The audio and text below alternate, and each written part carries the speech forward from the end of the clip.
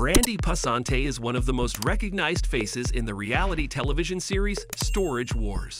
She's undergone a series of challenges in her personal life these past few years that some fans thought would drive her to end her participation in the show.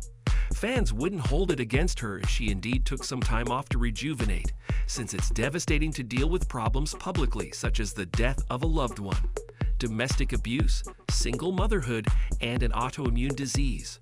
She bravely faced these misfortunes head-on, while inspiring others to maintain a positive outlook on life by continuing to set goals and striving to achieve them. Brandi Lee Passante was a Texas native who was born on 16 May 1980 in the most populous county in the U.S., Harris County, Texas, to parents Joe Passante and Cheryl Gibson Bigandy. She has two brothers, Alexander and Bruce. In the rare times that she's mentioned her upbringing, it was to say that she had a tumultuous childhood.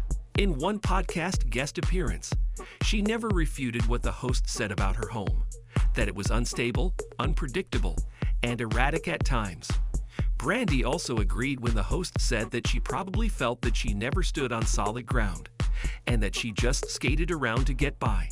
Her family was from a long line of coal mining hillbillies. However, her father worked on cars, and his specialization was installing windows and windshields. In an interview, it was insinuated that she underwent mother-daughter challenges, but never went into details. Fans then surmised that the reason why she didn't like to talk about it was that she had a not-so-happy childhood, and it was somehow confirmed when she said, "I was constantly questioning if I was adopted or something, because I just felt that I never belonged." Be that as it may, Brandi had fond memories of her papa, her grandfather on her mom's side named Robert Gene Gibson, who passed away in May 2013. He was the star of her first post on her Facebook account. Aside from very rare photos and stories shared on her social media pages, nobody really knew anything about her until she joined the reality TV show with her boyfriend, Jared Schulz. Fans love to hear how Brandi and Jared first met. It was back in 1999 when she started working at a carpet cleaning business, and he was her direct supervisor. Initially, he would jokingly tell everyone that she stalked him after their first meeting, but he confessed later on that he relentlessly pursued her. He knew that she was way out of his league, so he became creative, as his friends would remind him to be extra careful and nice in dealing with her. Brandi said that he wore her down, as he followed her wherever she went. His persistence won her over, and a few years later, they had two kids, Cameron and Peyton. In the 21st century, reality shows redefined the TV format. People from all walks of life, not only in the US but around the globe, were hooked on these types of shows. They even dominated social media and streaming platforms. When Storage Wars was launched in 2010, the TV industry was shocked that something as banal or trivial as abandoned storage lockers would generate so much interest from viewers. Even some of the A&E executives thought that the idea would never work, but it did. In its first season, it averaged close to 2.5 million viewers weekly and became one of the most viewed non-scripted shows on the cable channel. Its popularity started the whole storage auction craze on the entire reality TV programming, and has since enjoyed high viewership ratings, now approaching its 15th season this 2023. Storage Wars featured a group of business entrepreneurs who purchased abandoned storage lockers or units by bidding on them during an auction at storage facilities. In most states in the U.S., a storage unit on which the rent hadn't been paid for the past 3 months, the storage facility owners had the right to put the contents up for auction. Valuables such as artwork, machinery, antiques, and jewelry were reported to have been found in them. It had become a form of treasure hunting, but in storage facilities instead of going to exotic islands. During the first season, Brandi Passante, along with her fiancé Jared Schulz, was joined by other storage buyers such as Dave Hester, Barry Weiss, Daryl Sheets and Brandon Sheets, with resident auctioneers Dan and Laura Dotson. One of the reasons that the reality series industry became a huge hit was mainly due to the interesting and controversial characters who were introduced to the public. In Storage Wars, Brandi easily became a fan favorite along with Jared, as they were the underdogs in a group of veteran storage auction buyers. The producers of Storage Wars were on the lookout for people who were buying abandoned storage lockers in California. Brandi said that they were included in the cast mainly by chance. They were attending an auction in a storage facility center, and people from the production crew were filming for the pilot episode of the TV show. They initially talked to Jared, but when they saw Brandi, they immediately asked him if she would be interested in appearing on TV. It wasn't as if the couple ever thought they would be on TV someday, but they agreed as it could be good for their business and at the same time be paid for it. She said, "We really didn't think it would go anywhere, but it became a big deal." When viewers first saw her, they thought that she was from the stereotypical mold of those gorgeous blondes who were unfairly described as vain, dumb, and immensely superficial. But she isn't like that at all. During the first episode, she was introduced as Jared's wife and business partner, who managed their second-hand thrift store called Now and Then, located in Orange County, California. Since she was the one who handled the accounting books, she knew if the store was making money out of Jared's auction purchases. One day, he bought a unit with a car in it, but Brandi was still wary about the purchase, since their store still had dirt bikes that turned out to be broken, which he got in an auction. This time around, he brought some great news, as he had someone appraise the car, and said that it was worth around $2,400. Brandi was happy that for once Jared was right. They were lucky since he never had a chance to know if the car was running when placing a bid on the abandoned storage locker, for which he later paid $700. It didn't take long before Jared took Brandi to the auctions. Normally, she would stay in the store while Jared hunted for the storage unit, but they decided to change their strategy and have her accompany him, to have another set of eyes and ears. She planned to stay in the background, look around, but make sure that other buyers didn't realize Jared was interested in a unit or not, and their plan worked. Brandi continued bidding during the auction, and the others never realized that they had been played, because at the end of the bidding process, Jared even asked the auctioneer who won the bidding. Some of the veteran buyers said that if they knew that she was Jared's wife, they would have aggressively joined the bidding. Brandi said, "I'm not usually a bidder on the units, so I think it kind of threw them off." The other buyers said that it wouldn't happen again. She scored big, as most of the things inside the unit were unopened boxes with brand new electronic gadgets. They earned $2,300 from the unit, for which they paid just $800. Brandi and Jared became a favorite couple in the original series, and their popularity led the production team to give them a special. It was a test run, and the executives then gave the green light to produce the spin-off series, Brandi and Jared, Married to the Job. Viewers were curious about how the couple managed 2 thrift stores in California, while at the same time raising their 2 kids. It was launched in August 2014 and had 8 episodes, mostly about how Jared proposed to Brandi and their wedding plans, because apparently they hadn't officially exchanged wedding vows yet, even if they treated each other as husband and wife. For some reason, it never went past that first season, but they continued filming for the original series.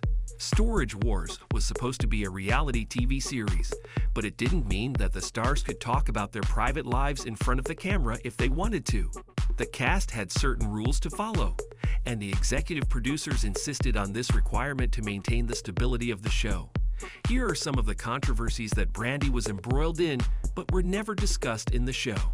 In October 2012, the reality TV star filed a lawsuit against Hunter Moore, also known as Internet's Most Hated Man.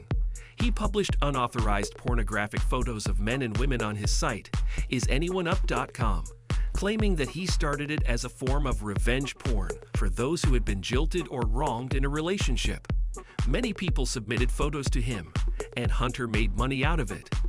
Brandi received many disturbing messages through Twitter, such as "love the pics" and "can't wait for the video," before discovering that Hunter had posted nude photos which he claimed were of her, but were actually fake. She won the case as the judge ruled in her favor in June 2013, except for the actual damages that she was seeking. Brandi asked for $2.5 million, but the judge only awarded her $750 and payment for attorney fees. The court said that she was unable to provide pieces of evidence for the estimated calculation of damages, but Hunter's site was shut down after it received a cease and desist order. Dave Hester filed a complaint against the producers of Storage Wars, calling it fake, and that the producers staged most of the scenarios in the show. He also mentioned that the A&E network required Brandi to undergo plastic surgery to enhance her looks and make her face more pleasing to the audience. Nobody believed it, since there were many in the cast who weren't asked to have a procedure done, but continued to be in the show. A few childhood and teen photos that were posted on her social media looked just like her adult self. So fans assumed that Dave was trying to be controversial and attract attention to his legal complaint. The funny and sometimes spicy banter between Brandi and Jared was one of the reasons why fans fell in love with them. It was found out later on that the couple broke up in 2018, but kept it a secret partly because of the TV show, and mainly for their children. It happened just after filming the 12th season of the show. There were times that some fans thought that the two separated, as they were seen with a different person on their social media pages. But since neither officially confirmed it, it was just treated as a rumor. They never addressed it until the premiere of the 13th season. Jared said that just because they weren't together anymore, it didn't mean that they couldn't work in the same business. Many people were surprised by the surprising revelations that unfolded after Brandi broke up from her longtime partner. She became a little bit more open about herself, saying that for many years she was forbidden to have an identity. And so these last couple of years, I'm kind of coming into my own and figuring out who I am. After the split up became public, she lost her father, Baldassare Joseph Passante, on 26 October 2020 from lung cancer.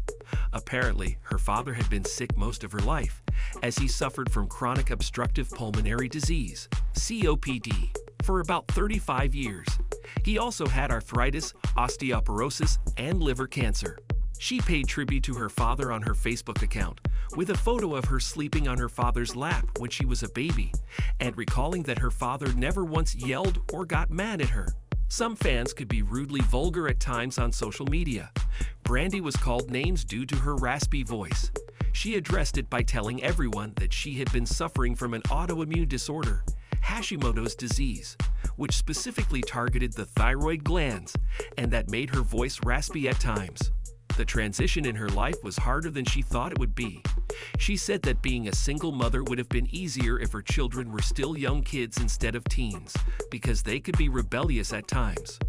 Brandi shared, "Teenagers are tough, especially when you're doing it by yourself. However, it seemed that they've adjusted pretty well now," based on her Instagram post, which showed her son matriculating from high school. She wrote, "So proud and so fortunate to have these two beautiful, kind, and loving souls. I don't know what I did to deserve them." When Brandi and Jared revealed publicly that they'd broken up, everyone thought that everything was already resolved between them, since it had happened 2 years before they announced it. In April 2021, Brandi was out with friends in a bar in California when Jared arrived at the place. The two talked, but things got heated, and she told him to go home.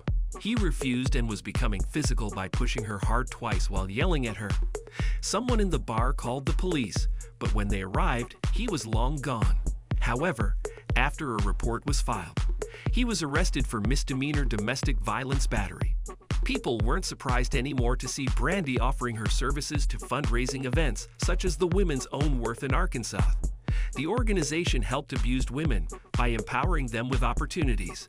She hosted the event and raised about $100,000 for its cause, saying, "I've experienced some things in my life, and it's a really wonderful cause." Brandi was still shy in sharing details of her misfortunes, and some people felt that it was because of her children. She might have undergone many tragic events in her life, but she'd moved on. And there were rumors about her happily dating a new guy recently, but never sharing his identity. Thank you for spending some time with us. Make sure to like and subscribe so you never miss another video. We also handpick these videos, which we recommend you watch next. You can talk to us on all social medias or ask a question in the comments below. Thank you for being with us, and we'll see you back tomorrow.